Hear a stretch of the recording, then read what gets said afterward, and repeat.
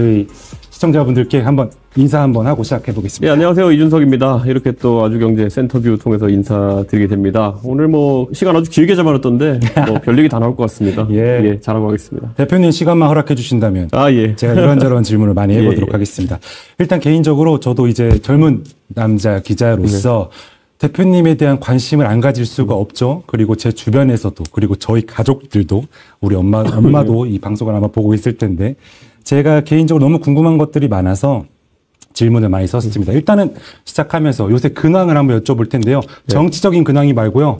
이제 뒤에 이제 사법부 특검 얘기 실컷 할 테니까 일상적인 어떤 근황 보내고 계십니까? 저야 뭐 편하게 살고 있습니다. 저야 뭐 사실 대한민국에서 저 걱정해 주시는 분 많지만 오히려 제가 국민들 걱정해야죠. 저는 그냥 우리 동탄 이신도시의 국회의원으로서 의정활동 열심히 하고 또 그리고 많은 사람 만나면서 또 이렇게 좋은 아이디어 얻어가지고 정책화하려고 노력하고 있습니다. 네. 그거 뻔한 대답인데요. 그런 거 말고, 그러니까 아무리 정치인이고 정치가 이제 국민한테 봉사하는 직업이라고 하지만 아무래도 최소한의 일상에 예를 들어서 넷플릭스를 본다든지 뭐에 빠졌다든지. 저는 원래 프로그래머라 가지고요. 일상이 저는 그 정치하고 프로그래밍만 합니다.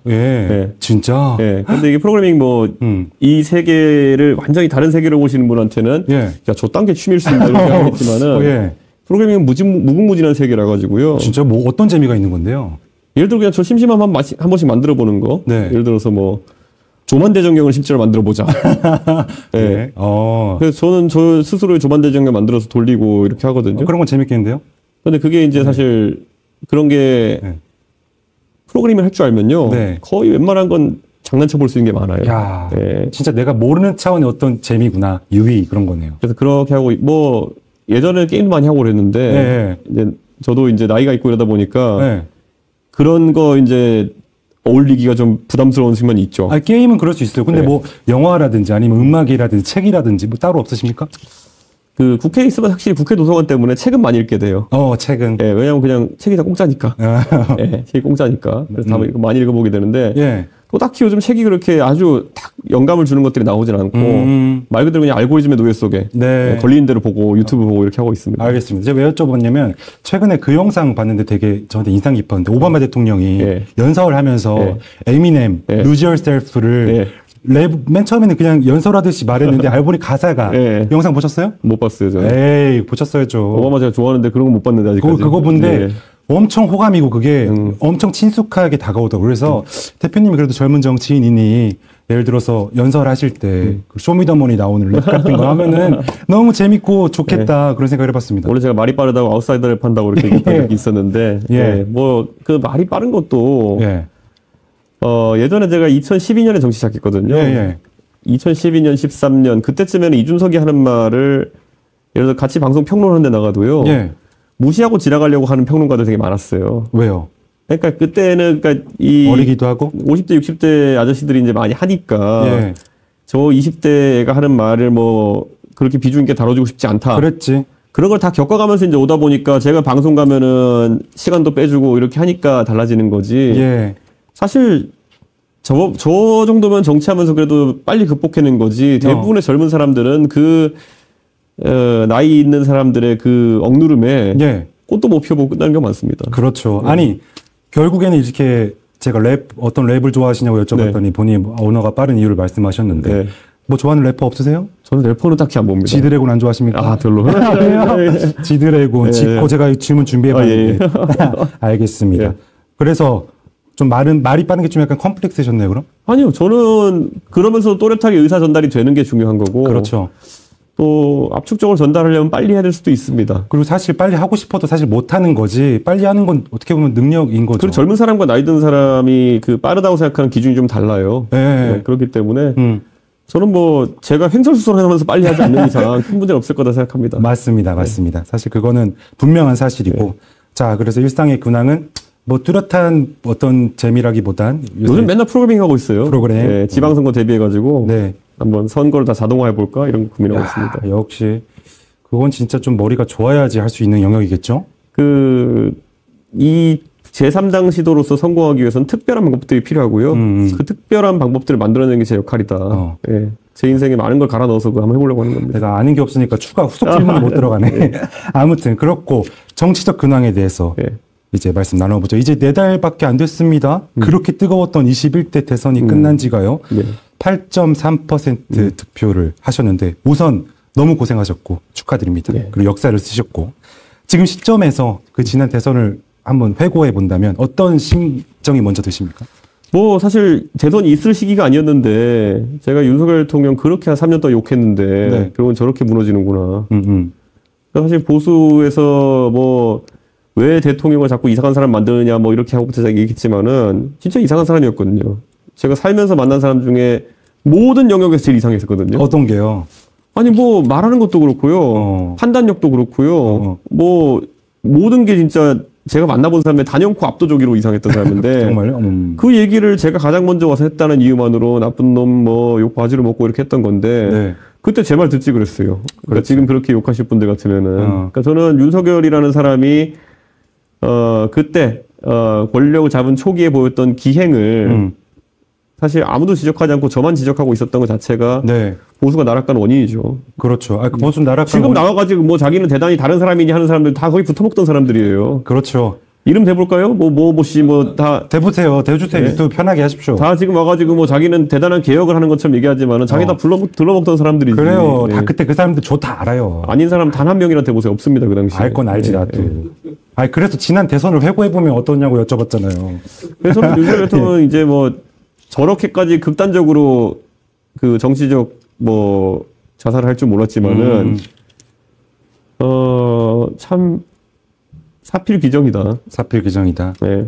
그 국가 운영을 저렇게 가볍게 여기고 그러니까 제가 어제 이재명 정부를 비판하면서 그 얘기를 했어요. 검찰 개혁을 이렇게 막 하는 걸 보면서 영화 주라기 월드 이런 거 보면은 그거 읽었습니다. 거기 이제 그 인도미노스 렉스라고 티라노랑 뭐 이것저것 섞어가지고 그 유전 조작을 해놨더니만은 얘는 힘도 센데 티라노사우루스 이런 애들은 가가지고 배고프면 향양하고 이렇게 하는데 얘는 그냥 죽이는 걸 취미로 해가지고 돌아다니는 애가 그 자체가 목적이 돼버린. 그렇죠. 그래가지고 가서 나중에 주인공이 어디 평원에 풀밭에 갔더니만은 초식 공룡을 아예 그냥 도륙을 내버렸어요. 전부 다. 큰 거를. 그래가지고 먹지도 않고.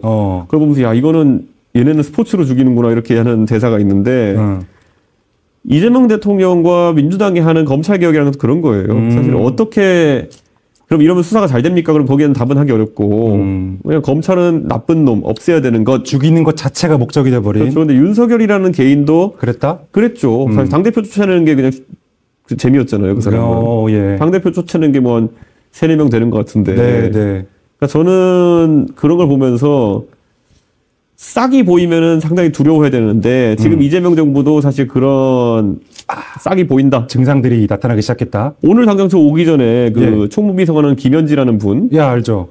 이분을 원래 국감에 나와야 되거든요. 국회 운영위 국감이라는 곳에 총무비서관은 항상 나와가지고 절대 안 보낸다고 용산 청와대에 대한 질문을 받고 이렇게 하는 게 30년 동안의 관례였어요. 근데 이번에 이분을 안 내보내기 위해 가지고 방금 전에 오기 전에 뭐 누가 정보라고 보내준 걸 보니까 제1부속실 이런 데를 발령낼 거라는 얘기 하더라고요. 왜 그러는 거예요? 그러니까 그게 이제 우리가 설명이 안 되잖아요. 그럼 이상한 짓 하고 있는 거예요. 그게 며칠 전까지만 해도 대한민국 그 3권의 하나의 수장인 조희대 대법원장을 당신 무조건 나와야 돼. 이런 식으로 출석을 강제하기 위해 가지고 정부 여당이 어떤 춤을 췄습니까? 다 같이 그냥 뭐 난리법석을 쳤는데 지금 이제 그 대법원장은 불러내야 되고 김현지 총무비서관은 지금까지 관례상 나와야 되는데도 안 나오게 하기 위해 가지고 만약에 인사발령 낸다면은 이거야말로 대법원장보다 저 집단 속에서는 총무비서관이 더 높은 사람 아닙니까? 그러면 국가의 기강이 흐트러지는 거고요. 이러면 우리가 슬슬 얘기하는 자 이재명 대통령이 얼마 전에 그런 말씀하셨어요. 선출된 권력이 선출되지 않은 권력보다 우위에 있다. 그렇죠. 대법원장보다 자기가 우위에 있다는 식으로 얘기를 하려고 했던 거겠죠. 근데 문영배 헌재 소장이 그거 좀 헌법 좀 읽어라 했던데. 그런데 거기 더해서 그러면은 권력이 그러니까 선출된 권력이 옆에 두고 부리는 그럼 김현지 같은 사람은 그럼 대법원장보다 위냐? 이번에 보여준 거거든요. 저는 이재명 대통령이 좀 말을 좀 아꼈으면 좋겠다. 뭐 한 일주일도 못 갈 만한 2주일도 못 갈 만한 그런 진짜 허접한 논리거든요. 알겠습니다. 이제 그런 증상들이 나온다는 취지였고 지난 대선에 대한 소회를 여쭤봤는데 아무래도 정치인이시다 보니 윤석열 정권에 대한 어떤 그런 사필 규정 가지고 그리고 또 지금 이재명 정권 초기에 그 데자뷰 같은 모습들까지 짚어주셨습니다. 자, 이제 천천히 저희가 제 리드에 따라주셔야 됩니다. 엉뚱한 말 하시면 안 됩니다. 자, 최근에 조갑재 선생님께서 이런 인터뷰 하셨는데 인상 깊었어요. 오철석 아래 오철석? 뭐 오세훈, 안철수, 이준석 이렇게 하시려고 그렇죠. 그 세 분이 뭉쳐야 된다. 보수를 개혁해야 된다. 근데 저는 신조어를 만들었습니다. 오철석 동입니다. 동은 누구죠? 맞춰보세요. 한동훈은 아닐 거고. 한동훈인데요? 근데 앞에 있는 세 사람이 다 한동훈 싫어합니다. 그래요? 왜요? 제가 왜 네 명을 네 분을 묶었냐면 네 분이 생각하시는 게 큰 틀에서 윤호개인 안 된다. 부정선거 안 된다. 일단 이게 두 개 아젠다가 중요하잖아요. 자, 오세훈 시장이 윤석열 대통령한테 붙어먹은 적 없거든요. 예. 안철수 대표도 붙어먹은 적은 없는 것 같아요. 그때 합당에서 인수위원장 잠깐 거 빼고는. 예. 이준석도 뭐 되자마자 쫓겨났고. 한동훈 대표는 다르죠. 먹은 게 있다. 아니, 한동훈이라서 우리가 어떻게 알게 됐습니까? 윤석열의 수하로 된 거 아닙니까? 그렇긴 하죠. 근데 하지만 결과적으로 현상을 봤을 때 둘은 거의 지금 완전히 지금 갈라섰잖아요. 그런 면에서 힘을 합칠 수 있는 명분이 있는 것 아닌가? 정치는 그 앞에 이제 남들보다 앞서 나가서 리더가 될 수 있는 사람이 필요한 거지. 윤석열 대통령 다 망한 다음에 가가지고 나 저 사람은 척졌어 이런 사람들은 팔로워거든요. 뭐 저희 역사 속에 그런 사람 많이 봤죠. 그런데 그 뭐 대단한 그런 뭐 판단력도 아니고. 그거 뭐 윤석열 대통령 개엄하는 순간 망한 거 누가 몰랐습니까? 죄송합니다. 자막 수정에 한동훈 빼주십시오. 오철석 동은 안 됩니다. 오철석까지는 그래도. 그리고 아까 제가 셋이서 별로 안 좋아한다 그랬는데요. 애초에 한동훈 대표 주변이나 이런 분들이 방송 나오신 분 나가지고 이준석, 안철수, 뭐 오세훈 이런 사람한테 별로 우호적으로 안 해요. 그래요? 그래가지고 뭐 저것도 작업자득이죠 뭐. 그래서. 근데 왜 제가 그래도 아쉽냐면. 보수가 정말 제가 아까 모두에도 집이 무너졌다. 동의하시지 않습니까? 보수 무너졌죠. 살려야 되지 않겠습니까? 개혁을 한다고도 표현하는데 하려면 이번에 전당대회 보셔서 아시겠지만 국민의힘 너무 약해요. 이 개혁의 목소리가. 그래서 너나 할 것 없이 지금 다 끌어안아야 될 때가 아닌가. 그래서 오철석 동까지는 어떻게 해봐야 되는 거 아니냐? 제 이런 바람으로 한번. 근데 저 안에 제가 봤을 땐 보수라고 할 수 없는 사람이 한 명 있어가지고. 보수? 다 보수 아닌가요? 안철수 두 분가요? 아니 오세훈 시장이야 당연히 보수에 뭐 그 서울시장만 해도 몇 번 지내셨고 보수. 안철수 의원도 뭐 사실 굉장히 용기 있게 이 결국 보수에 합류해가지고 보수. 지금까지 그 길을 가고 있고 이준석 보수. 한동훈 대표는 진보예요? 어제만 해도 보니까 뭐 소상공인 상생 이런 얘기하면서 뭐 치킨값에 배달료가 얼마고 이런 부분 하셨는데 그거는 보통 민주당이 을지로위원회에서 하는 거거든요. 그러니까 그게 그 말이 뭐 그러니까 이게 디테일로 들어가 보면 그래요. 예를 들어서 치킨값 같은 거를 이제 들여다보면요. 예를 들어 25,000원에 치킨을 팔아가지고 8,000원이면 플랫폼 수수료다 배달료다 뭐 이런 거 하는 게 뭐 언뜻 들으면은 굉장히 비싸 보이죠. 그죠. 그리고 그러면은 이제 그러면 안 되겠네. 근데 과거로 돌아가가지고 그럼 우리가 예전에 그런 배달 플랫폼이라는 걸 사용하지 않고 가게 자체 배달하던 시절에는 그것보다 쌌느냐? 별로 그렇지도 않거든요. 따져봐야죠. 그리고 대부분 딜리버리 히어로나 다른 나라에 있는 배달 플랫폼도 미국도 그렇고 가보면은 한 25에서 35% 정도 수수료가 나오거든요. 이걸 잘했다 잘못했다 따지는 것이 아니라 그러면은 저런 걸 언급할 때는 실제로 감성적으로 내가 가가지고 이걸 낮추기에 노력하겠습니다. 이런 거 할 게 아니라 이게 얼마나 어려운지 아니 이거는 그냥 그 민주당에서 맨날 하는 같이 물어주겠습니다 뭐 이런 거거든요. 같이 물어주겠습니다. 뭐 감정적으로 하는 을지로위원회가 당신들과 함께 해가지고 갑과 싸워주겠습니다. 이거랑 다르게 보수의 정치인이면 실질적으로 얘기를 해야 되는 건데. 뭐 그런 분이 아쉬웠다 한동훈 대표. 치킨값에 배달 플러스 플랫폼 수수료 그 정도 있는 거 모르는 사람이 있을까요? 그렇게? 알겠습니다. 오철석 동에 대한 질문은 결국에는 어떤 보수적인 가치 이 측면에서도 뭐랄까 함께 갈 수 없을 것 같다 이렇게 제가 그래서 저는 제가 되게 이상하다고 생각하는 부분에 대해 가지고는 신랄하게 얘기를 하거든요. 제가 윤석열 대통령에 대해서 얘기했었잖아요. 굉장히 이상하다. 어떻게 사람이 저럴 수 있냐. 지금 그런 지점을 보는 정치인들이 나오면은 저는 경고를 합니다 항상. 근데 누가 보이는 사람이 있나요? 방금 전에 얘기해드린 것처럼. 정말? 왜요? 멋있으시지 않으세요? 젠틀하게 이렇게. 계속 경고를 합니다. 왜냐면 저는 사후적으로 사람 평가 잘 안 하려고 합니다. 봤지 내가 이게 뭐 이렇게 가기에는 너무 그래서 제 생각에는 방향을 좀 수정하셔야 된답니다. 저는 한 대표님. 아무튼 오늘 보니까 뭐 또 한 컷인가 사이트 만들어가지고 홍보하던데. 뭐 안 드셨어요? 뭐 그 옛날에 홍준표 대표 그 뭐 홍문청답이니 뭐 이런 거 하던 거랑 비슷한 걸 하려고 하는 것 같아요. 예. 좋은 거 아니에요? 뭐 그러니까 말씀을 조심하시는 것 같습니다. 조심한다기보다는 뭐라고 해야 될지 모르는 거죠. 그 말씀에서 옛날에 장해찬 최고가 나오셨었는데 한동훈 대표를 신랄하게 비판하시면서 아니 이럴 거면 연예인을 해라 이런 말씀하셨는데 비슷한 취지의 어떤 문제 제기. 저는 그 정도의 조언도 별로 할 게 없어가지고 제가 잘 모르거든요. 잘 몰라서. 그러니까 오히려 보이는 것만 갖고 얘기를 이제 하는 건데. 예. 뭐 제가 봤을 땐 좀 특이하네요. 알겠습니다. 자, 그렇고 어쩔 오철석까지는 뭐 얘기가 된다 하지만 오철석 동은 아직까지는 힘들다 이렇게 말씀 주셨고, 자, 그리고 제가 모두의 이제 오프닝 때 말씀드린 게 보수랑 이준석이랑 참 둘이서 함께 있을 땐 시너지가 진짜 극대화되는데 말씀대로 제 말씀 다 맞지 않았습니까? 그 선거들 다 선거들. 근데 이제 둘이 너무 멀어지고 있는 것 같다. 이제 앙금까지 쌓여간다 둘이. 그래서 타개할 방법이 이제 필요할 텐데 어떻게 보십니까? 저는 이쯤 되면 정신 차려야 된다 생각해요. 그러니까 이게 결국에는 보수가 1960년대부터 50년대부터 광복 이후에 6.25 이후의 공간에서부터 당연히 반공이나 이런 것 때문에 자연스럽게 수적 우위를 장악하고 오던 시절이 거의 한 50년 동안 지나간 거죠. 근데 그게 딱 교차점이 어디냐면은 분기점이 2012년 총선과 대선이었어요. 야, 박근혜 퀴즈로 이준석 대표가 당시 영입됐던 그때는 이제 박근혜라는 박정희의 딸 정도의 치트키를 쓰지 않으면은 총선이나 대선이 이길 수 없는 거예요. 그때 총선에 152석인가 했거든요. 맞죠. 그러니까 간단하게 과반한 거예요. 1대1로 막 붙었을 때.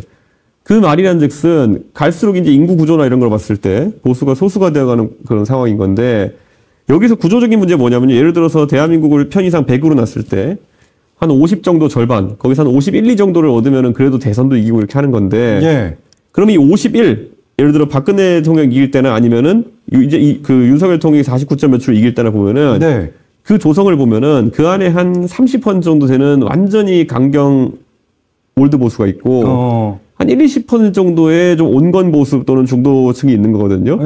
그러면은 선거에 이기기 위해 가지고는 1, 20%가 포섭되는 게 중요한데 선거만 끝나면은 이 세상을 다 먹었다 생각하고 그 30%, 그러니까 50 중에는 30이 많거든요. 그러니까 이 사람들이 난리를 피우는 거예요. 그러면 그 안에서 보세요. 그러면 근본주의자 같은 사람이 나타나요. 그래가지고 뭐 가장 그냥 무식해도 할 수 있는 얘기 그냥. 그러니까 말하는 사람 입장에서 무식해도 할 수 있는 자유 얘기 많이 해요. 자유 얘기 많이 하는 사람 치고 깊은 생각하는 사람 별로 없습니다. 이스라엘 국기 들고. 그러니까 이스라엘 국기는 좀 더 다른 얘기고 자유 얘기, 자유가 뭔지 모르면 자유 얘기하는 사람 생각해요. 근데 자유 이런 얘기 많이 하고 애국. 애국하는 건 좋은데 애국을 입에 담고 사는 사람들은 결핍이거든요. 그거는 자유, 애국, 뭐 우파. 그러니까 이게 우파라는 단어를 쓸 때 보면요. 좌파에 반대된 개념에서 내가 멋있다고 생각하거든요. 근데 20대, 30대한테 가서 나는 우파요 그러면 너 극우 이렇게 되는 거거든요. 그러니까 그런 거를 잘 모르고 이제 그거를 계속 이제 이런 분위기를 만드니까. 그 말씀 다 맞는 말씀입니다. 근데 어르신들은 뭐랄까 합리적이고 맞는 말씀보다 뭔가 조금 우리가 젊은 사람들이 좀 다독이고 좀 약간 굽히고 들어가면 야 그래도 이준석 좀 미웠는데 야 그래도 그게 형용 보수입니다. 그게 됩니까? 제가 상계동에서 정치를 이제 오래 했잖아요. 구조적으로 반복되는 문제가 이거예요. 예를 들어 그러면은 야 가서 그냥 내내 하고 오냐 하면 되지. 왜 그걸 네가 그렇게 하느냐 그러잖아요. 사람은 다 보고 있습니다. 지금 제가 예를 들어 이런 일이 많아요. 상계동에 가서 제가 예전에 정치할 때 상계동에서 진짜 그 국민의힘의 원로 당원, 정말 당 입장에서 고마운 분이죠. 그리고 저를 아껴주시고, 저를 싫어하는 분이 말도 안 해. 저를 아껴주시는 분이고 고마운 분인데 어느 날 갑자기 이 위원장 나랑 삼겹살이나 한번 먹자 이렇게 해가지고 식당한테 가잖아요. 그럼 거기서 어떻게 되냐면요. 그 생각을 주입하려고 하세요. 내가 거기에 찬성하니 마냐 이런 식이에요. 이렇게 막 그 식당에 거의 한 7, 80명 앉아 있을 거 아니에요. 그럼 밥 먹다가 갑자기 가지고 이 위원장 그 민주당은 빨갱이고 다 보내버려야 되는 거 맞지? 그러면은 거기서 맞다고 하시면 되죠. 제가 거기서 옆에 사람들 듣는데 좀 그런 거 좀 하지 마시라고 이렇게 하면은 왜 이 사람은 말을 똑바로 못 하면서 그 다음 때까지 소리를 지르거든요. 그렇지. 그러면은 사실 옆에는 다 보고 있어요. 근데 거기서 이분 하나한테 제가 마음을 얻고자 그런 얘기를 하는 게 굉장히 위험한 행동이에요. 하긴 맞습니다. 이게 또 이준석의 매력이기도 하죠. 그래서 이거를 제가 얘기하는 제가 이거를 제가 만약에 보수 진영이 집권하기를 바라고 만약에 선거에서 그 중도층이라는 사람까지 포섭되기 바라면은 그런 욕구, 그게 사실 배설 욕구거든요. 가가지고 아무나 내가 하고 싶은 말 그냥 소리 지르는 게. 그렇죠, 그렇죠. 그걸 자제하는 것부터 첫 번째다. 이거 들으면 굉장히 기분 나쁘시겠지만은 그거 굉장히 중요합니다. 지금 가가지고 광장에 모여가지고 밖에 나가서는 못 하는데 자기들끼리 모여있으면 몇천 명 되니까 다 같이 막 이렇게 하고 하면은 기분 좋아 보이죠. 그런데 그게 바로 그거예요. 진짜 이건 모순이네. 딴 데 가서 못 하니까 거기 모여가지고 그걸 하면서 이제 쾌감을 느끼고 우리끼리 애국한다고 생각하는 건데 그게 계속 반복되면은 그거는 진짜. 근데 맞습니다. 짚고는 어렵습니다. 말씀을 쭉 듣다 보니까 저도 무릎을 탁 치면서 깨닫는 게 맞아. 아니, 세상에 제일 쉬운 게 네네 하고 알겠습니다. 예 하고 가는 건데 그거 멍청해서 못 하겠어요. 맞아. 그거 안 하니까 이준석이 멋있고 매력. 그거 하는 순간 거지. 그 당선 가능성이 다 사라집니다. 모든 사람들이. 맞습니다. 예. 자, 그렇고 자 이제 그래서 본격적으로 이제 오프닝이었습니다. 네. 테마를 들어가 볼 텐데요. 이렇습니다. 12.3 계엄 그리고 윤이라는 테마입니다. 영원한 미스터리 이런데요. 지난주 금요일이었습니다. 윤석열 전 대통령이 처음으로 재판의 모습을 보이셨습니다. 영상도 공개됐는데 일단 상당히 하셨더라고요. 전한길 강사는 보면서 오열을 하시더라고요. 오열. 그 영상을 보면서 대통령님 너무 야위였다고. 네. 일단은 대표님도 영상 보셨을 텐데 어떤 기분 드셨습니까? 한때 베스트 프렌드. 그러니까 제가 이상하다 그랬잖아요. 그러니까 이상하다면은 이번에도 또 이상했어요. 뭐 재판장에게 했던 말이 그거 아닙니까? 당신들이 나를 보석시켜주면은 내가 가가지고 이 밥도 맛있게 먹고 뭐 해가지고 잘 챙겨가지고 재판도 성실히 나오겠다. 그런 취지였죠. 근데 이게 좀 이상하잖아요. 당신들이 나를 위해서 보석을 해주면 내가 재판에 내가 나가주겠다 뭐 이런 거잖아요. 그렇죠.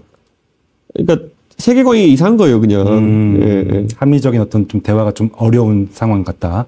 그러니까요. 이게 내가 어떤 위치에서 지금 이 영어의 몸이 되었는가에 대한 파악이 없고. 그래도 조금 이렇게 야윈 모습 보고 조금 밥은 좀 드시지 이런 생각 안 하셨습니까?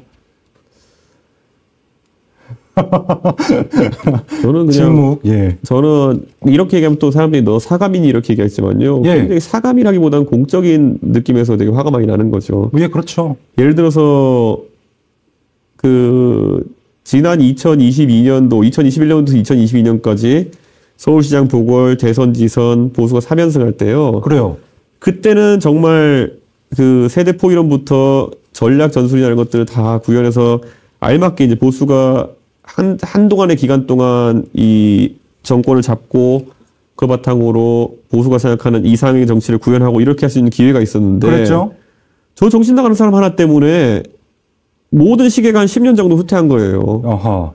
그러니까 이게 사감이라 할 수 있겠지만은 저는 제가 나이 20살 때부터 시작해가지고 27살 때부터 시작해가지고 36살 때 당대표가 돼가지고 이제 드디어 이제 내가 꿈꾸고 싶은 정치 이런 것들을 펼치고 내가 몸담던 당을 다 승리하도록까지 만들었는데 정말 미친 사람 하나 와가지고 다 엎어버린 거예요. 진짜 뺑소니 나는 거거든요. 그렇게 말씀하실 수 있죠. 근데 이거는 저 스스로의 아픔보다도 대한민국 정치가 앞으로 10년 정도 퇴보하겠다는 것 때문에 아직도 열받아요. 저 괴물 같은 사람이 와가지고 저렇게 하지 않았으면은 동정심이 싹 틀 자리가 없다. 지금 얼마나 젊은 사람들이 정치에 참여를 많이 해가지고 세대 교체를 이뤄냈을 것이며 그 안에서 보수가 얼마나 새로운 담론들을 많이 만들어내가지고 재밌는 정치를 하고 있을 것이며 또 뒤집어 말하면 저 지금 이재명 정부에서 하는 그 무지막지한 독주 또 보지 않았어도 될 것인데. 그렇죠. 요즘 들어 제일 제가 황당한 게 뭐냐면 저한테 김문수 후보는 단일화 안 해가지고 네가 역적이다 그러면 세상에 이런 사람들이 있을 수 있나요? 옛날에 이준석이 쫓아내라 그럴 때는 박수치고 좋아하고 이준석이 나가면 지지율 오른다 그러다가. 그러면 안 돼. 제가 요즘 들어서 이 핸드폰 보면 제일 웃긴 게 뭐냐면요. 뭐죠? 대선 때 제일 웃긴 게 뭐냐면 제가 핸드폰 번호 한 번도 안 바꿨기 때문에 지금까지 저한테 문자 보낸 분들 다 남아있어요. 욕했다가 갑자기 또 이렇게 밑에 가면 막 여기서 이준석 씨 보수를 위해서 제발 단일화 해주세요. 꼭 빕니다. 이렇게 되고 위에 가면 야이 쌍 이렇게 해놓고 위에 가면 너는 나가 죽어야 된다. 자살해라부터 시작해서 별거 많거든요. 같은 사람이? 그러니까 이거는 염치가 있는 사람이라 이러면 안 되는 거거든요. 그렇지. 근데 그런 게 저는 기본적으로 지금도 그러니까 그런 식으로 말하는 사람들 누가 믿나요? 그렇죠. 흔히 따라보는 게 뭐냐면 네가 여기서 단일화만 해주면 다음번에 나는 너를 지지하겠다. 근데 위에 가면 쌍놈아라고 돼 있고 이거를 어떤 바보가 믿나요? 그렇죠. 그러니까 부끄러운 줄 알아야 돼요. 그러니까 이게 부끄러운 줄 알아야 누가 한 말이죠? 노무현 대통령. 그러니까 지금도 이 말하면 또 이걸 듣고 그런 거 저한테 하신 분은 역시 저놈은 하면 또 뭘 하겠지만은 어차피 안 찍으실 거잖아요. 그 정도 말에 제가 나오는 이유는 뭐냐면 저 이렇게 원래 얘기 안 하거든요. 그렇죠. 근데 이번에 보니까 너무 황당한 거예요. 그러고 나서 이렇게 또 정중하게 나중에 가면 너 때문에 뭐 너무 제가 계엄하라고 한 것도 아니고 그러니까 계속 그런 식으로 예. 원인을 다른 데서 찾고 그리고 오히려 그 문제의 해법이 됐던 사람들에 대해서 배척하는 모양새를 보이고 이럴수록 저는 그냥 그러세요 그러고 그냥 가는 거죠. 그냥 보면은. 네. 네. 알겠습니다. 그래서 정말로 조금 뭐랄까 일관성 있는 태도를 좀 보여줬으면 좋겠다. 좀 염치가 있으셔야 한다. 좀 부끄러운 줄도 아셔야 된다. 나한테 바랄 걸 또 바라야지. 또 단일화 안 했다고 또 나한테 얘가 욕적대고 이거 어떻게? 아니 단일화 했으면 이기는 것도 아니고 지금. 단일화도 졌죠. 그러니까 그거를 그러니까 혼자 거기에 또 이제 이 상황에서 네. 윤석열 대통령 욕하기보다는 이준석을 욕해가지고 그렇게 가면요 진짜 또 한 10년 또 낭비하는 겁니다. 네. 예. 그리고 예. 결국에는 그래서 계엄이 터졌잖아요. 네. 제가 항상 정치인분들 오실 때마다 여쭤봐요. 네. 도무지 모르겠다. 이놈의 계엄 도대체 왜 선포했는지. 근데 뭐 이런저런 피셜들이 많습니다. 대표님 피셜 지금 생각해보면 뭐 어떻습니까? 뭐 뚜렷한 다른 정보는 없으시죠? 저는 뭐 없고요. 네, 그냥 자기가 당대표도 잘라보고 이렇게 하고 하니까. 예. 근데 아무도 없고 옆에 속된 말로 이제 계속 옆에서 아부하는 사람만 있다 보니까. 네. 해도 되는 것과 해도 안 되는 것에서 경계가 무너진 거죠.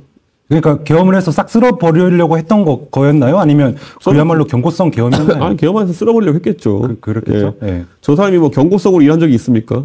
예, 해가지고 예. 뭐 다 잡아놓고 맨날 그랬지 경고성으로 한 적 있습니까? 아니 그래서 왜 여쭤봤냐면 사람들이 다들 모르겠다 미스터리다 하는데 가만 보면은 그 당시에 김건희 여사에 대한 뭐 특검법도 그렇고 뭔가 김건희 여사를 목을 조여오는 그런 상황 속에서 김건희 여사를 구출하기 위해서 그렇게 시도했는데 이 출발점이 이준석 대표를 쳐내면서 정치적 어떤 고립을 자초하게 됐다. 그러니까 저는 우리가 흔히 비유를 할 때 자기가 앉아있는 의자 다리를 잘라버리는 바보도 있다. 그렇죠. 근데 그걸 실제로 한 거거든요. 하민펀 선생님이 그렇게 얘기했는데. 자기가 앉아있는 의자 다리를 잘라버리는 바보가 있는데 그게 진짜 대통령이었던 게 이 나라의 비극인데. 그 다리는 이준석이고. 아직도 기억나는 게 뭐냐면은 그러니까 지금부터 3년 전쯤이겠죠? 윤석열 대통령이 지방선 끝나고 나서 지지율이 갤럽 기준으로 한 53, 4 나왔을 거예요. 네. 저 잘라낸다고 한 달 동안 난리치고 나가지고 그 다음에 26인가 27, 22까지 내려갔을 거예요. 나중에 가서는. 네. 그 다음 회복이 안 됐죠. 그렇죠. 네. 근데 그쯤 되면은 뭔 상황인지 알아야 되는데 거기서 이제 뭐 내부 총질하는 당대표 뭐 나갔으니까 잘 됐다부터 해서 그러니까 제가 윤석열 대통령을 뭐의 조합이냐고 제가 묘사했냐면은 벌거숭이 임금님. 네, 옆에 하도 뭘 하고 다녀도, 멋있습니다. 이러고 다니다 보니까 벌거숭이 임금님 된 거고요. 그 다음에 또 하나가 뭐냐면 돈키호테입니다. 돈키호테 소설에 보면 그대로 이렇게 세르반테스의 소설 딱 보면은. 예. 딱 나와요. 제가 말하는 것마다 연상되는 게 있을 거예요. 돈키호테 이렇게 나와가지고. 예. 우선 자기는 그냥 동네 건달 같은 사람인데 자기가 기사라고 착각하잖아요. 예. 그리고 가서 이제 그 술집 주인한테 이제 땅땅땅 쳐가지고 네 기사 서품 받고. 그렇죠. 그 다음에 집에 갔더니 당나귀 한 마리 있어가지고 이 로신한테. 로신한테.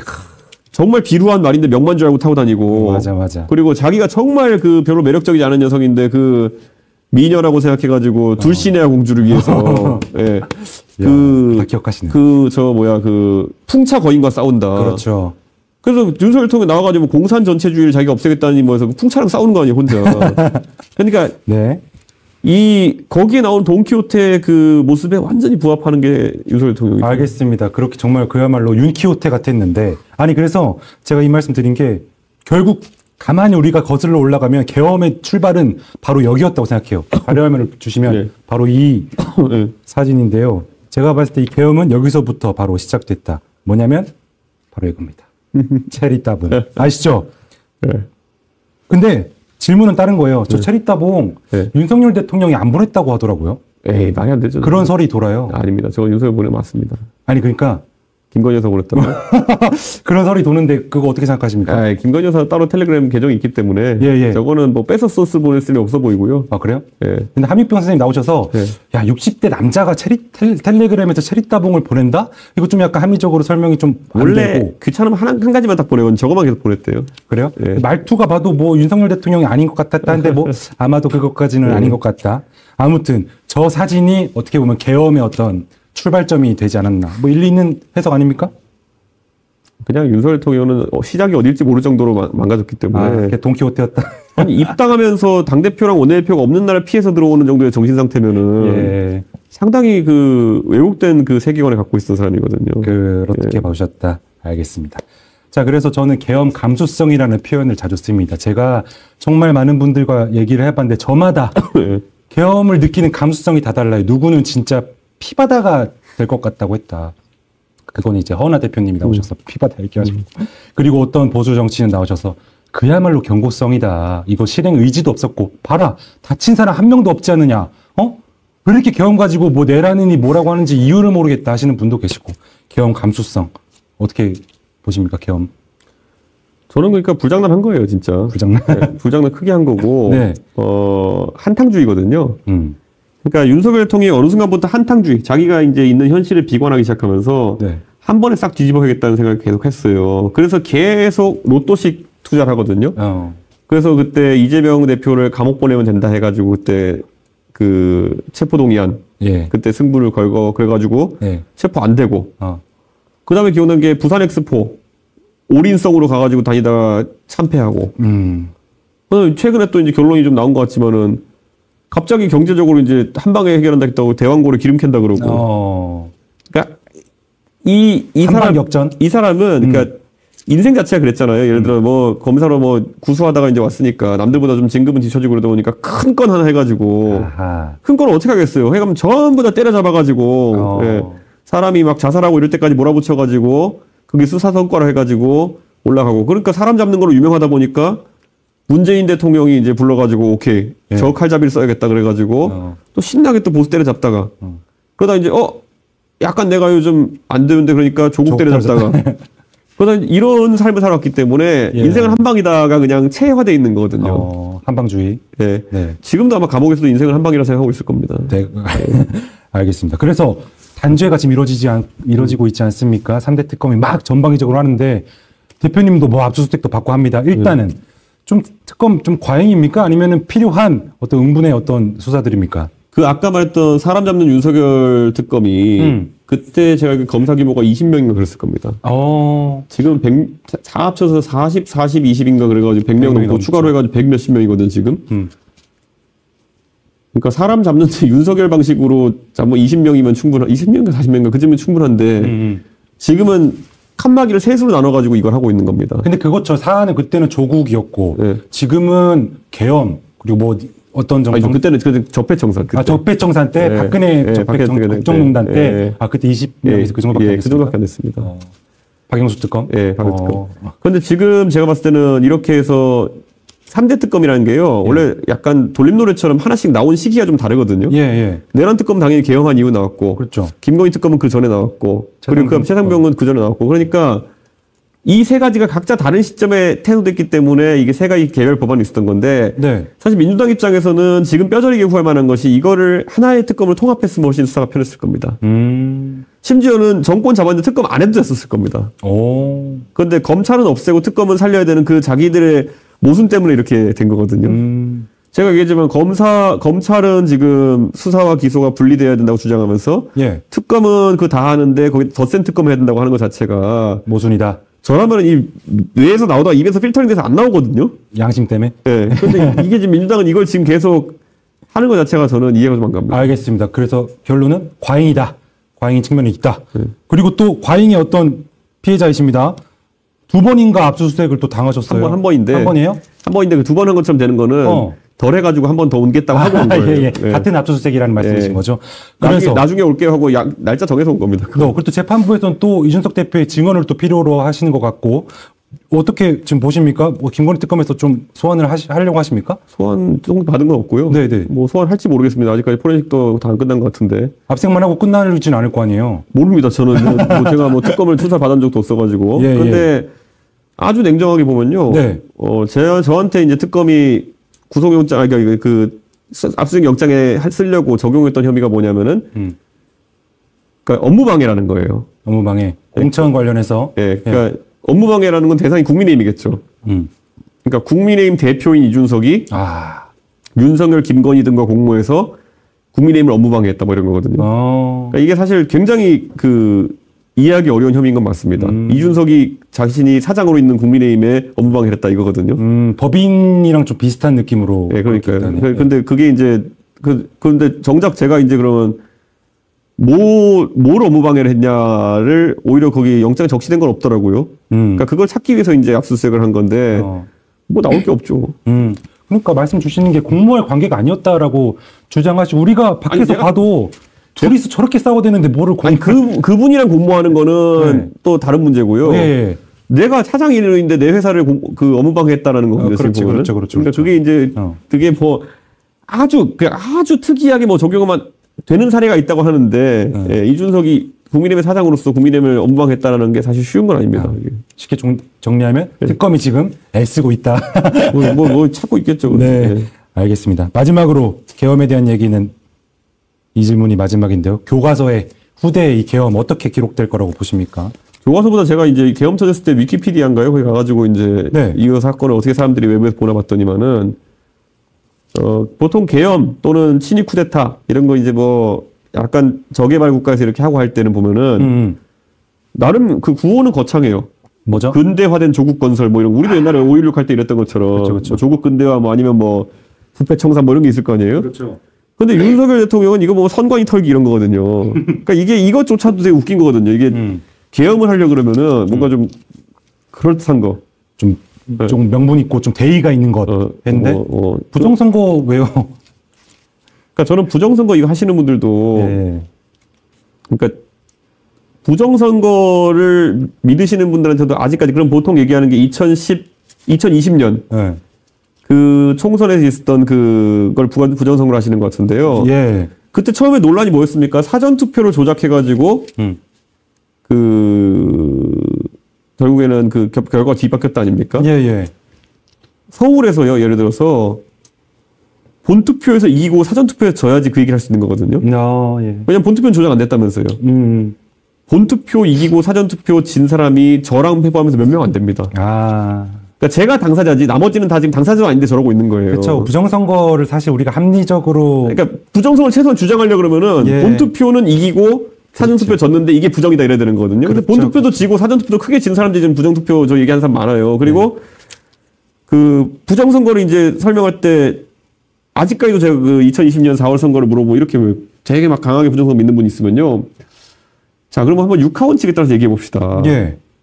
그때 그럼 누가 언제 어디서 왜 어떻게 부정선거를 했습니까? 그러면은 사실 하나나 둘도 얘기 못 해요.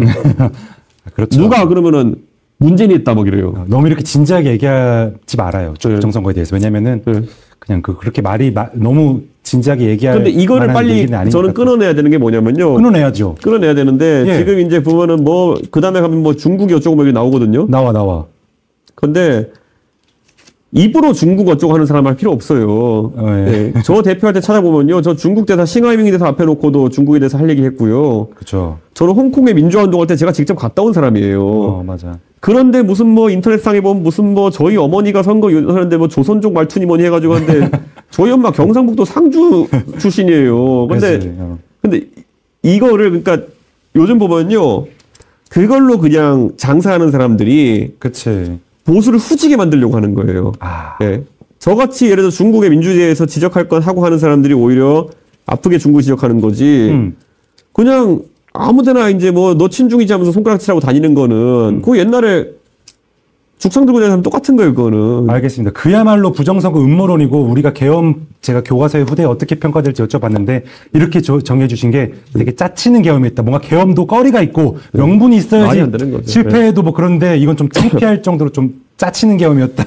오늘 또 이렇게 또 제가 이렇게 방송부터 부글부글 한번 보고 계신 분들 있겠지만 한번 진지하게 생각해 보셔야 되는 게요. 그럼요. 보수 진영이 이긴다는 것이 무슨 의미인지 이제 봐야 될 것 같아요. 왜 이준석이가 당대표하고 그럴 때는 선거 계속 이기고 사실 박근혜 대통령 이후에 2012년 박근혜 총선 대선 이후에 그 이후에 선거를 이겨본 전국대회에서 이겨본 당대표는 이준석밖에 없습니다. 알아요. 총선 다 졌고 근데 이겼던 게 대선, 지선 그렇죠. 그리고 이준석이 이제 드디어 죽었구나 해가지고 동탄 가는 거 보더니 거기서 살아오잖아요. 그러니까 이제 보셔야 되는 게요. 실력은 인정해야 돼. 냉정하게 더 이상 그 선동가들이나 이런 사람들한테 너무 휘둘리지 않으셨으면 좋겠어요. 그거 지금도 보세요. 아까 말했던 것처럼 지금은 광화문 광장에 가가지고 거기 흔들어야지만 나랑 같이 샤우팅할 사람들이 있는 거지. 지금 이제 동네에서 고깃집에서 그렇게 하겠어요? 알겠습니다. 그 자체가 지금 되게 그런 사람 때문에 위축돼 가고 있는 겁니다. 내가 봤을 때 대표님이 너무 똑똑해서 약간 인간미가 없어 보이실 수 있을 것 같아요. 그래서 네. 저도 대표님을 별로 안 좋아했던 사람인데 그때 눈물을 흘리셨을 때 야, 저 이준석 저 사람도 진짜 사람이다. 정말 안타깝다. 야, 저 젊은 사람 그렇게 쫓아내려고 저렇게까지 대통령부터 시작해서 저는 그때 되게 열받은 게요. 예. 그 상계동에 제가 3번 선거했잖아요. 예. 상계동에 제가 애초에 상계동이 간 거 자체가 저는 보수 진영에서 제일 어려운 상계동이 서울 시내 그 당시 48개 지금은 49개 지역구를 순서대로 매기면요 보수가 뒤에서 한 5번째로 어려운 곳이에요. 그렇죠. 예. 완전 험지 중에 험지. 금천, 관악 그거 은평 위에 바로 이제 노원일 거거든요. 근데 그렇다고 쳤을 때 저는 인간이 할 수 있는 건 다 해가지고 제가 그 밭을 갈고 닦고 그리고 결국엔 제가 당대표까지 돼가지고 이제 다음 총선에서는 내 고향 상계동에서 내가 이거를 이겨보고 이렇게 할 수 있겠구나. 나는 그래서 내가 이길 수 있을 정도로 이 당을 개혁하고 바꾸는 게 내 목적이다. 그래서 막 이것저것 했던 건데. 그렇죠. 저 정치 입문한 지 얼마 되지도 않은 그런 것의 엄숙함과 그런 것의 의미를 알지 못하는 그 무사 같은 사람 하나 와가지고. 해방을 놓고. 저렇게 하면 자기도 죽는데. 그걸 모르고. 예, 자기가 선거 천재인 줄 알더라고요. 그래가지고. 어퍼컷으로 대통령이 됐었잖아요. 그러니까 윤석열 대통령은 특이한 게요. 대한민국의 선거 대통령 된 사람 중에 유일하게 지지율이 떨어지는 국면에서 된 사람이에요. 시작할 때부터 계속 떨어지다가 덜 떨어져가지고 이제 대통령이 된 사람이거든요. 그러니까 이게 굉장히 위험한 선거를 한 건데. 좀만 더 갔으면 안 됐죠. 자기는 선거 천재라 생각하고 있더라고요. 그러니까 황당해가지고 제가. 아무튼 그래서 제가 말씀드린 거는 그때 눈물의 기자회견 보고 저 같은 사람들이 이제 마음이 이제 돌아선 거 보니 앞으로 좀 자주 좀 울으셔라. 그 말씀 드리고 싶어가지고. 요즘은 이제 저도 그냥 약간 염세적인 것도 있고 해가지고. 그렇습니까? 예. 이 정도로까지 계엄까지 되어봤으면은. 탄핵에 한번 되어보고 계엄 때 또 하고 또 탄핵 당해봤으면은. 이제는 제가 말 한마디 하는 것보다 그 보수 지지층이나 전반에서 좀 자성적인 움직임이 있어야 된다는 생각을 해요. 자성. 예. 그러니까. 스스로. 지금도 얼마나 안 입곱겠어요? 그런데 이번에 윤석열에 대한 적어도 스탠스에 있어가지고는. 이준석이 경고했던 것들이 맞았다라는 거. 제가 지금도 이렇게 싸가지고 얘기하는 건 뭐냐면은 한 번쯤은 그 생각 해보시라는 거예요. 지금 이걸 듣고 그 생각 해보시고도 저를 욕한다면 할 말이 없는데요. 근데 계엄까지 왔는데 그 생각을 만약에 못 하시는 거라면 계엄 이상의 것이 그래서 해보시라는 거예요. 예, 그래서 제가 해보라는 게 뭐냐면은 지금 보면은 뭐 이준석이 쫓아내고 뭐 유사품 비슷한 것도 대표를 만들어보고 이렇게 했잖아요. 보면은. 유사품 안 되잖아요. 그러니까 그게 왜냐면은 그게 인위적으로 이렇게 만들어지는 게 아니라는 거죠. 그렇죠. 그러니까 결국에는 아까 말했듯이 대통령에게 얼마나 대통령 같은 살아있는 권력에도 할 말을 하고 거기다 놓고 정치의 원칙을 지키며 이런 게 되게 중요한 건데. 그러니까 잘 모르겠습니다. 지금. 제가 정말 뭐랄까 답답함이 좀 느껴집니다. 옆에서. 이런저런 말씀을 쭉 하셨는데 이 말이 또 어떤 의미가 있는지도. 이렇게 해서 또 싸가지 담는 거 하면 그래 네가 싸가지가 없는 게 쫓아낸다고 하니까 저는 저항할 수밖에 없는 거잖아요. 그러니까 그거를. 그래서 결국엔 계엄이 터졌고 탄핵이 됐고 정권이 바뀌었습니다. 그분들이 그렇게 싫어하시는, 제가 봤을 때 윤석열 전 대통령을 좋아하시는 분들은 이준석 대표보다 이재명 대통령을 훨씬 미워할 거예요. 근데 이준석을 미워하다가 결국에는 이재명이라는 정권을 탄생을 시킨 이 아이러니. 그래서 우리가 이재명 정부에 대해서 지금 말씀을 이제 해볼 텐데요. 그래서 이재명 정부가 들어섰습니다. 이제 한 120일 정도 됐나요? 뭐 국정 초반기긴 한데 100점 만점 중에 몇 점 주실 수 있겠습니까? 저는 뭐 진짜 박하게 줄 수밖에 없을 것 같아요. 아무리 안 그래도 김현지 비서관 저걸 보고 와서 그런지 모르겠지만 낙제점입니다. 낙제점? 예, 확실한 낙제점입니다. 이거는 가장 사실 문재인 대통령도 70% 가까운 지지율을 구가하다가 그렇죠. 이제 부동산 거기다 뭐 소득주도 성장 말도 안 되는 택도 없는 소리 하다가 이제 저렇게 된 거거든요. 그렇죠. 지금 이재명 대통령은 경제정책은 쿠폰주도 성장이고. 쿠폰. 거기다 지금 뭐 검찰 때려잡기 한다고 하면서 사법기관 형해하려고 하고 있고. 네. 그 외에 우리가 기원하는 업적이 뭐가 있죠? 그러니까 지금 예전에 저는 대통령들이 망하는 이유 중에 하나가 가장 인기 좋을 때 쓸데없는 짓 해서 그렇거든요. 문재인 대통령 적폐청산한다고 난리쳤죠. 예전에 박근혜 대통령도 저는 솔직히 제가 실망했던 것이 그 정권 겨우겨우 잡아놓고 3% 차이로 51.6% 잡아놓은 다음에 왜 거기다가 무슨 뭐 통진당 해산인 이런 거 갖고 시간을 낭비하느냐. 아하. 통진당은요, 저희 냉정하게 선거 전략면에서 말하잖아요. 통진당이 있는 게 선거에 더 유리해요. 야, 그러네. 극단주의자들이잖아요. 그렇죠, 그렇죠. 근데 저는 정당이라는 것은 어쨌든 선거를 통해 가지고 그렇게 도태돼 가지고 없어지는 게 맞는 것이지. 그걸 무슨 뭐 제가 뭐 그거 보면서 황당했던 게 꼭 자기한테 득 안 되는 짓을 하다가 정권이 무너지거든요. 네. 지금 이재명 정부도 어떤 사법부에 대한 압박, 그리고 검찰청 이런 것들, 그리고 외교 이런 측면을 봤을 때 낙제점이다. 이재명 대통령도 지금 발등 찍은 게요. 예. 원래 대통령이 되면은 권력기관을 장악하는 게 통치의 되게 기본이거든요. 예. 근데 검찰은 그 중에서도 핵심 권력기관이죠. 그렇죠. 근데 하도 지금 검찰은 악의 축이라고 한 몇 년 동안 빵빠레를 올려놓으니까. 예. 대통령 되고 나서 그 권력기관을 활용 못하는 거예요. 그래서 보안 수사권 좀 남겨둬라. 오히려 거기랑 싸우고 있는 거예요. 거기랑 싸우고 있고 지금 하다 보니까 특검도 이제 돌리고 있는데 자기 관성에 자기가 넘어지는 거예요 지금. 예. 낙제점이다. 네. 가장 실망하는 부분은 검찰 쪽입니까? 어디 쪽입니까? 사법부에 대한 압박이겠죠 아무래도. 저는 지금 그 13조 쓰면서 쿠폰 주다 성장하는 게 제일 황당합니다. 그래서 그 얘기 해보려고요. 2차 소비 쿠폰이 이제 저번 주부터 신청을 했고 이미 지급이 됐습니다. 저번에 15만 원 받았고 10만 원 또 받았는데 계속 이렇게 줬으면 좋겠던데요. 받으니까 기분 좋던데 계속 받으면 안 돼. 물가가 오르는 거죠. 그러니까 우리가 인플레이션을 가볍게 보면 안 되는 게 지금 주식시장도 그런 그게 보이는데 우리가 그 환율을 측정할 때도 보면요. 명목 환율이 있고 달러 인덱스 환율이 있는데 지금 굉장히 환율 지표가 위험하게 흘러가고 있습니다. 지금 1,410원까지 넘었죠. 네. 그런데 이게 계엄 때야 뭐 그렇게 1,400원 넘고 이런 게 이해 갔지만은 계엄이 없는데도 이렇게 높은 고환율이 유지된다는 거는 저는 우리 돈의 가치가 그냥 떨어지고 있는 거라 보거든요. 자, 우리 돈의 가치가 떨어질 수밖에 없는 건 우리가 한 번에 이제 13조 이렇게 푸는데 한 달에 우리가 소비자 구매로 쓰는 돈이 한 30조 정도 됩니다. 예.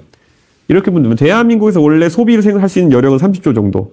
생산에 따른 소비 여력은 30조 정도인데 갑자기 이게 소비 쿠폰 한두 달 만에 써버리려고 그러면 한 40조어치를 쓰라는 거예요. 그렇지. 그러면 재화는 30조어치만 공급되는데 거기에 40조 정도의 돈이 들어가게 되잖아요. 그럼 물건값 올려도 잘 팔리겠네. 예. 공급에 비해 가지고 수요가 훨씬 더 많아지니까. 하루 인플레이션의 어떤 그렇죠. 30조어치 재화를 감당할 수 있는 능력인데 40조가 돈이 풀린다? 네.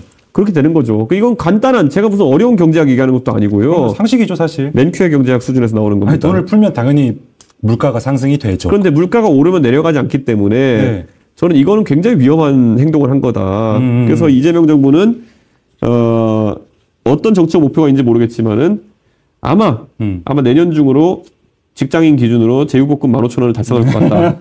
네.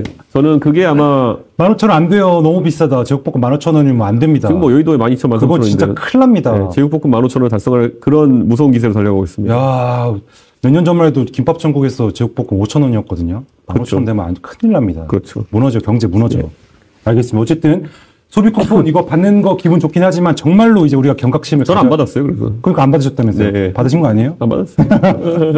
어쨌든 그렇고.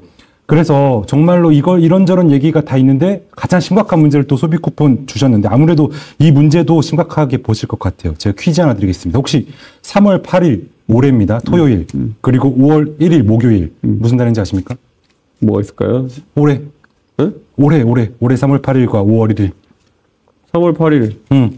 3월 8일? 토요일입니다. 모르겠는데요. 전혀 감이 안 오시나요? 네. 3월 8일은 윤석열 전 대통령이 석방이 된 날입니다. 지기현 판사가 구속 취소 결정을 했죠. 5월 1일 그럼 한번 맞춰보시겠어요? 재구속? 노노노. 뭡니까? 5월 1일. 뭘까요? 바로 조희대 대법원장이 파기환송심을 한 날입니다. 이 두 날을 제가 왜 적었냐면 이 두 날을 민주당에선 특히나 유시민 작가 같은 분은 사법 쿠데타로 정의를 하십니다. 그래서 이 사법부 손 대야 된다. 사법부 법비들의 난이다. 이렇게 말씀하시거든요. 어떻게 보십니까? 사법 쿠데타 맞습니까? 3월 8일에 지기현 판사 그 판단 내린 건 저도 굉장히 놀랐어요. 왜냐하면 그 시할 계산인지 일할 계산인지에 대해서 다들 이제 거기서 일할 계산으로 보고 있었고, 근데 그 시 단위로 나눠가지고 이걸 한 거는 저는 말도 안 되는 생각하거든요. 이례적이었죠. 그렇게 할 거라고 해도 예고하고 있었어야 되는데 갑자기 그런 거는 말도 안 되고 5월 1일 날 뭐 조희대 대법원장이 그렇게 얘기했다는 거에 대해서는 조희대 대법원장이요. 그걸 갑자기 한 것도 아니고 원래 633의 원칙을 계속 얘기해왔어요. 선거법은 1심은 6개월, 2심은 3개월, 3심은 3개월 이렇게 하자는 건데 예. 그 원칙을 아무리 얘기해도 1심 판사와 2심 판사 말을 안 들었던 거겠죠. 근데 3심은 본인 관할하에 있으니까 대법원에서 그렇게 한 걸 텐데 예. 조희대 대법원장이 다른 사람에게 평시의 철학과 다르게 다른 사람에게는 이 선거법 재판은 빨리 할 필요 없다. 이러다가 갑자기 한 건 모르겠는데 본인이 계속 그러겠다고 이제 예고해오고 광고해오고 한 다음에 그렇게 했는데 어디가 문제냐. 오히려 공직선거법은 그렇게 빨리 하는 게 뭐냐면요. 예. 어쨌든 선출된 그 정치인이 직을 그만둬야 될 거면 어차피 빨리 그만둬서 다른 사람이 대체할 수 있도록 하겠다라는 그런 의도가 있는 거거든요. 예. 근데 이재명 대통령이 그걸 너무 간과한 것 같다. 예, 그래서 저는 아무리 욕해봤자 조희대 대법원장 그보다 몇 달 전부터 633의 원칙 지키겠다 이렇게 해왔어요. 오히려 이분이 갑자기 그냥 한 게 아니라니까요. 원칙을 지킨 어떤 일정이었고 그런 선고였고 근데 이제 선거 개입이라고 보시는 거죠. 민주당 쪽에서는 야 법원이 뭐라고 이제 가장 유력한 대선 후보를 자격을 어쨌든 박탈하는 성격의 선고이지 않았습니까? 이렇게 보시는 거예요? 자, 그럼 대법원장 입장에서 이런 거겠죠. 대법원장 입장에서는 원래 자기가 633을 하려고 그랬는데 이 하급심이 말을 안 듣네? 그건 자기한테 왔어. 예. 그럼 본인이 예를 들어 법률가로서 자기 양심에 따라 가지고 봤을 때 본인과 대법관들이 야 이재명이라는 사람은 오히려 선거에 나가면 안 될 정도의 이런 사람이야라고 판단했다 그러면은 그 재판을 땡기는 것이 양심에 부합하는 걸까요? 늦추는 게 양심에 부합하는 걸까요? 땡겨야죠. 그 땡기는 게 양심에 부합하는 거겠죠. 만약에 이분이 만약 그렇게 본인의 법률적인 그런 최고 법관으로서의 그 자존심으로 이것이 만약에 무죄라고 생각했어도 빨리 내려고 했을 겁니다. 예. 어쨌든 유죄라고 생각하면은 늦게 내는 것은 양심의 가책을 느끼겠죠. 왜냐, 내가 그때 이걸 선고를 안 해가지고 그 사람이 대통령이 됐어. 그럼 얼마나 그거는 양심 받아주는 사회 혼란을 최소화하는 측면에서도 빨리 유죄가 됐든 무죄가 됐든 하는 게 대법원에선 잘한 어떤 결정이었다 이렇게 보시는 거. 그래서 결국엔 앞에 지기현 판사의 구속 취소 결정은 사법 쿠데타까지는 몰라도 조금 이례적인 것 같고 두 번째 대법원의 어떤 선고는 지극히 좀 뭐 상식적이었다 이렇게 보시는데 그래서 결국에는 민주당 정부 여당에서는 대법원장 탄핵 얘기도 나오고 뭐 내란 특별재판부 얘기도 나오고 사법부를 연일 거세게 압박하고 있는데 사법부도 뿔나고 있는 것 같습니다. 그래서 보수 일각에서는 야 이러다가 이재명 대통령 재판 스탑된 거 이거 속개할 수도 있다. 이런 보수 일각의 주장도 있는데 이거 현실성 있는 어떤 얘기입니까? 그게 하는 순간 또 대혼란이고요. 혼란이죠. 그 파기환 송심이기 때문에 2심 재판부가 또 그러면 그 대법원의 방침에 따라야 되는데 예. 그럴 거란 보장이 없는 거죠. 이번에도 사실 그렇게 파기환송한 다음에 그 파기환송 재판부가 대법원의 뜻과는 다르게 움직인 거 아닙니까? 그렇죠. 그렇기 때문에 대법원 입장에서는 그거를 시작할 그런 대담성은 없을 겁니다.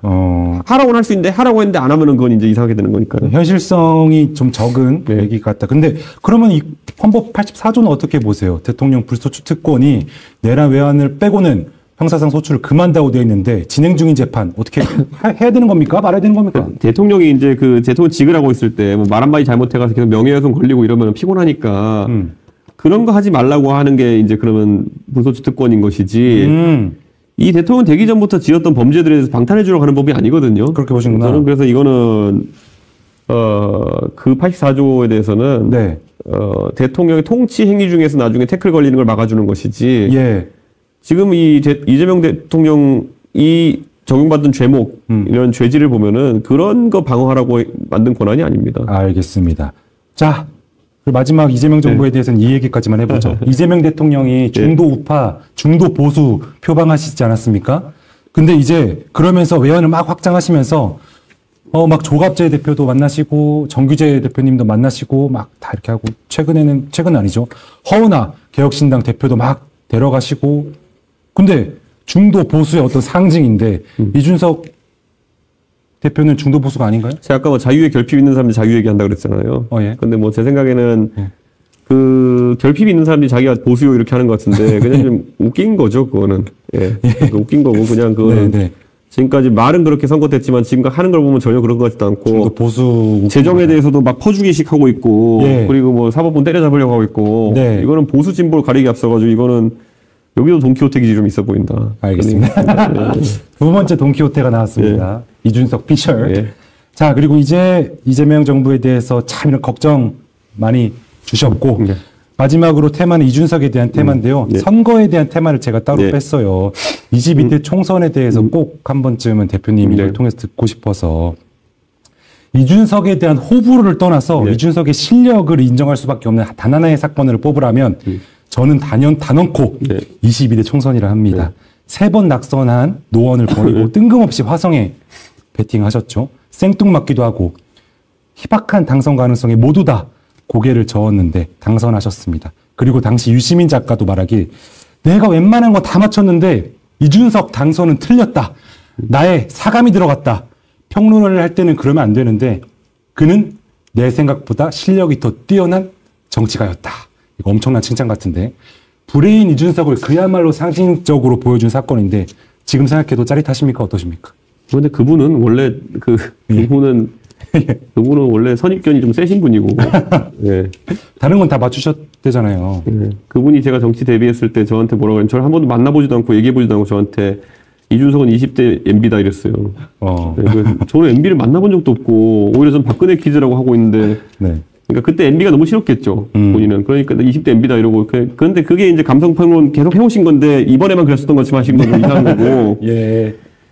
저는 글쎄요. 그 동탄 당선이라고 하는 거는 우리가 변수라는 게 있어요. 그러니까 뭐냐면은 국민의힘 후보로 나간다.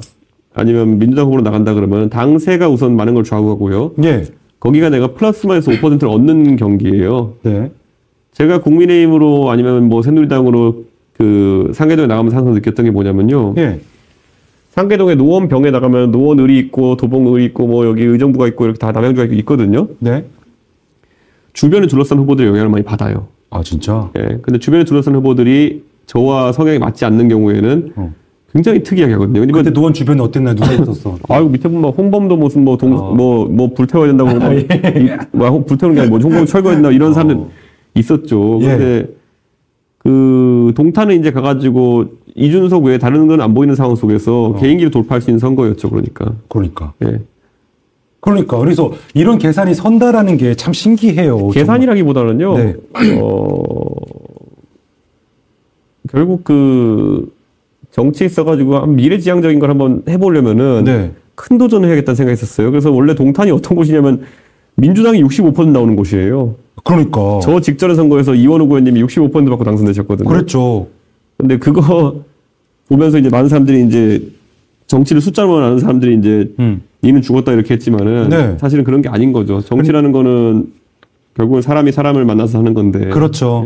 예. 제가 말한 계산이 부정적인 의미의 계산이 아니라 그런 것까지 다 이렇게 생각하고 그런 어떤 정치 행보를 제가 계산이라고 네. 표현했는데 더 깊은 어떤 생각이 있으신 것 같습니다. 그리고 나서 이제 대선을 치르셨죠. 네. 근데 마지막 선거에 대한 얘기인데 분명한 성과도 있었지만 또 반대로 아쉬움도 남고 이건 내가 좀 잘했을 걸 하는 것도 있었을 겁니다. 본의 아니게 또 좋지 않은 이미지가 씌워지기도 했는데 지금 시점에서 어떻게 평가하십니까? 본인의 어떤 대선 레이스? 저는요, 이번에 막판에 결국에 선거에서 그 사표 방지론 심리를 이제 국민의힘에서 굉장히 많이 내세워가지고. 네. 김문수 후보가 이길 것 같은 막 그 여론조사, 제가 봤을 때는 ARS로 그렇게 정확도 높지 않은 조사들이었는데, 예. 내보내면서 그걸 했었거든요. 예. 뭐, 그건 상당히 겪는 구조적 결함이고요. 저는 TV 토론에서 뭐, 이재명 후보의 아들의 행위에 대항한 것에 지적했다고 해서 뭘 하는 분들이 있는데. 소위 말하는 뭐 젓가락 발언. 네. 그런 게 이제 사실 대한민국 정치에서 그 굉장히 뭐랄까요? 악마화도 그렇지만은 그냥 맡아둬. 아니죠. 토론의 성역을 두고 자기들끼리 이제 막 만들어 놓은 거거든요. 그것도 그렇고 이거 솔직히 대선 네. 토론 보시면 이준석 후보가 어떤 의도를 가지고 그 질문을 했는지 생각해 보면 알지 않습니까? 근데 그런 것들은 다 가려지고 그러니까 그냥 그 산정성만 그게 왜 그러냐면 오히려 네. 이제 이런 거잖아요.